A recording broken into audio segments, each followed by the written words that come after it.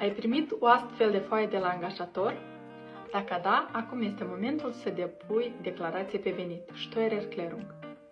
Salutare tuturor! Astăzi am decis să vin cu o informație utilă ceea ce ține de Steuererklärung. Prin urmare, o să aflați ce reprezintă Steuererklärung, cine trebuie să depună declarația dată, care este perioada de depunere și multe alte informații. Steuererklärung este o declarație prin care angajații sau persoanele care au firma proprie prezintă finanțamtului, veniturile și costurile în cifre reale. Cine trebuie să depună declarația pe venit? 1. Persoanele cu Gewerbe care lucrează pe cont propriu. 2.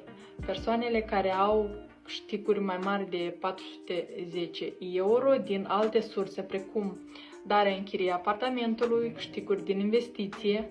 3. Persoanele care au primit ajutor social din partea statului, precum Arbeitslosengeld, Krankengeld. 4.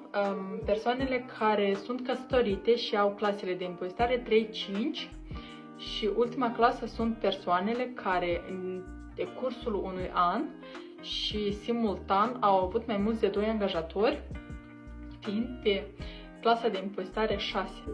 Persoanele care nu sunt obligate să depună declarație pe venit sunt stagierii, ofițerii, studenții cu venituri și angajații normali. După cum cunoaștem, în anul 2022, pragul venitului neimpozitabil pentru o persoană a fost de 10.347 de euro, pentru familie de 20.694.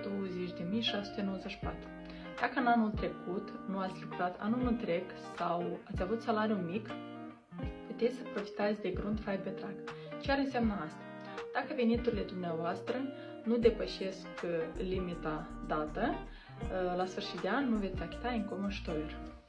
În acest an puteți să depuneți declarație pe venit retroactiv pentru următorii ani 2019, 2020, 2021, 2022. Atenție! Termenul de depunere pentru declarație de venit este de 2 octombrie 2023. Principalele documente sau dovezi de care aveți nevoie pentru a depune declarație pe venit sunt Lohnsteuerbescheinigung, care o primiți din partea angajatorului. Acesta este un rezumat al câștigurilor și impozitelor deduse de către angajator pe perioada unui an calendaristic. Chitanțe sau dovezi care justifică anumite cheltuieli, ce țin cheltuieli pentru studii, cheltuieli pentru echipamente de lucru și așa mai departe.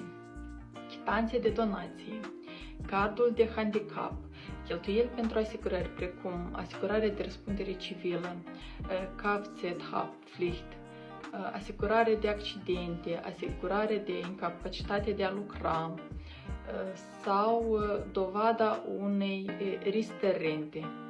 Prelucrarea unui dosar durează în medie 2 luni, dar în dependență de oraș sau de câte declarații au fost depuse, poate dura în medie până la 3 luni până dumneavoastră primiți un răspuns de la finanțant. Sper că ați primit o informație utilă pentru dumneavoastră. Dacă aveți careva neclarități ce ține de Steuererklärung sau poate vă interesează produsele noastre financiare cu care lucrăm, mă găsiți pe pagina de Facebook sau îmi lăsați mesaj la numărul de WhatsApp.